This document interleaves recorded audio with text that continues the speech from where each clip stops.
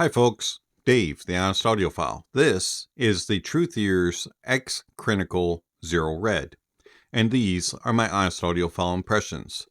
I want to thank Shenzhen Audio and Crinacle for providing the TruthEar's X Crinacle Zero Red for a review. Do greatly appreciate it. It is much appreciated.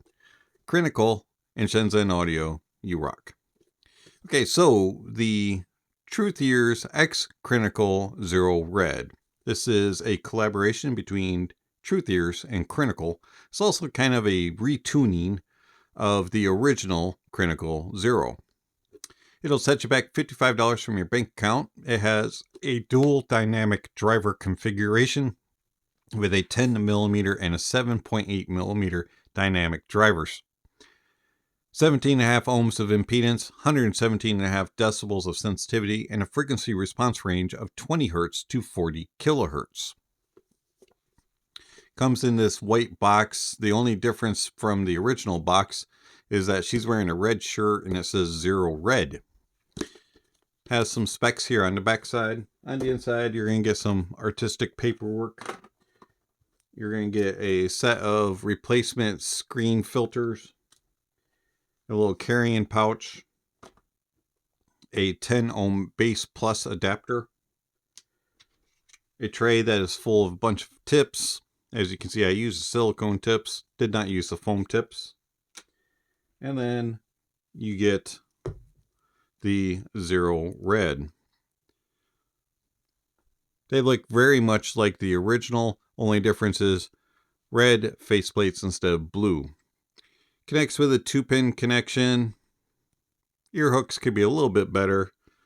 And then it terminates into a 90-degree 3.5. The cable is a little prone to twisting and tangling, but for the price point, it's an okay cable. The shell design is a little bit on the larger side. It's a little bit thick. It has a flat backside with a little bit of an angle and a short nozzle. It's a little bit on the big size here on the nozzle width. I think it's something like 6 millimeters wide. I find that they're okay when it comes to comfort. The size of it does cause just a little bit of problems for me. As you can tell, it takes up a lot of real estate in my ear. And that they, even though they're light, the size of them just kind of puts some pressure on my ears. In about 40-45 minutes or so, I have to take them out for about 5 minutes to do a little break and then put them back in and resume for another 40-45 minutes.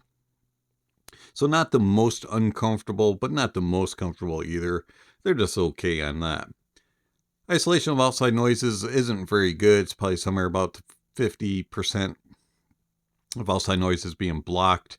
They'll be okay around the house, around a lighter office duty. But noisier environments and things like that, they're not going to do so well. So overall, build of them is alright for a price point. It's not the most premium looking, but it's decent for a $55 IEM. Design is kind of eh. And then comfort is it's alright. The Red Zero is fairly easy to drive. Didn't have any problems with any of the dongles that I used, or DAPs or desktops. Everything powered it with ease, and I barely had to move the volume knob.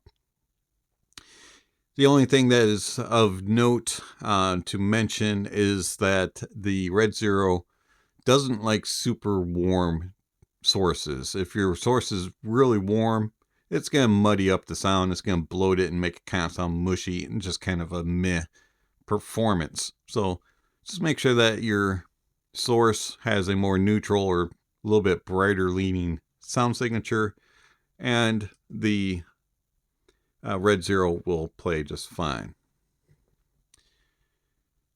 How do the Red Zero sound? The TruthEar X Crinacle Red Zero have a very pleasant and just kind of fun signature. The bass of the Red Zero is extended well into sub bass. You get a little bit of rumble and grumble. It's not the most noticeable, but there's a little bit there when called upon.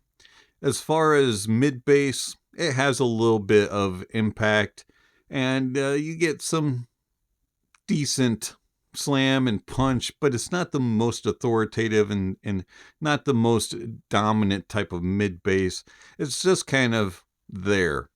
It adds enough to keep the toes tapping, but it doesn't really engage and drive it home. Upper bass stays well controlled and doesn't really bleed into the mids. Speaking of the mids are slightly recessed. This is a V-shaped sound, but it is more of a mild V than a more aggressive V.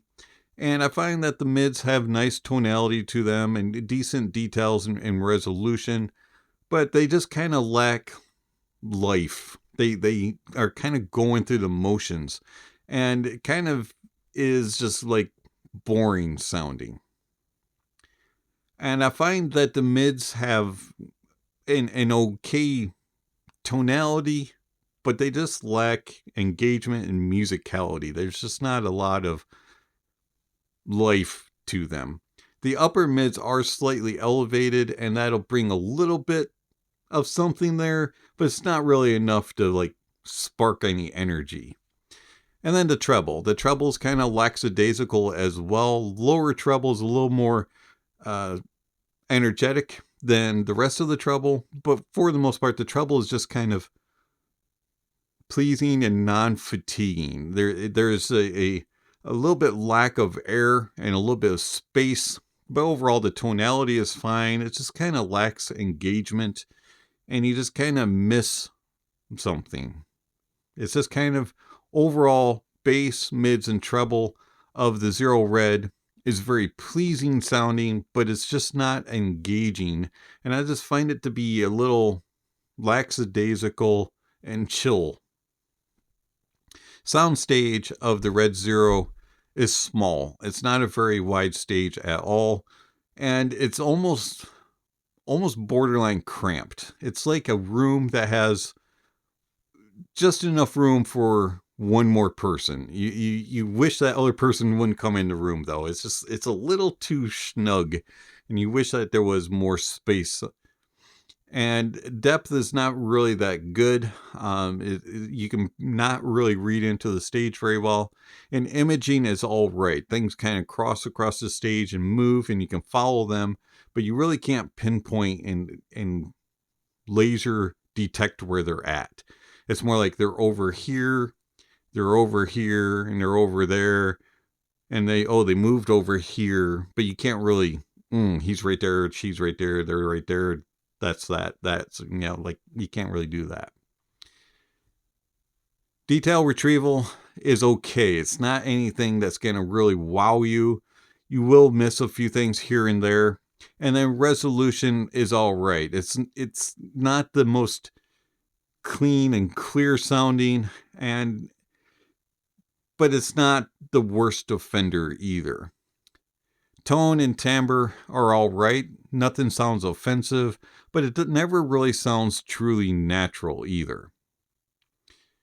So overall, the Zero Red. It's a pleasing, non-fatiguing, okay sound, and it's just kind of going through the motions. It's giving you what you have, but it's almost like they just want to leave the room real quick as soon as they sing the song. And it just doesn't have a lot of engagement. How's it compared to a couple other IEMs in its price point? Well, you have to compare it to the original. And just like the Red, the cable is super annoying and twists up. So the original Zero is brighter, has more sparkle and energy, but it is not as good resolving, not as detailed, and it can kind of come across harsh.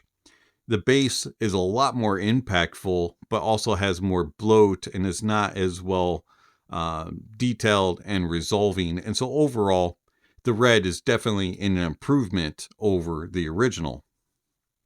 And then how does it compare to the Tin Hifi T2? Now, the Tin Hifi T2 is a more neutral sounding IEM, has better tone and timbre, is more natural and accurate, also has more energy and sparkle and just sounds alive, has better spacing in its soundstage, and is more precise in its imaging. You can place things.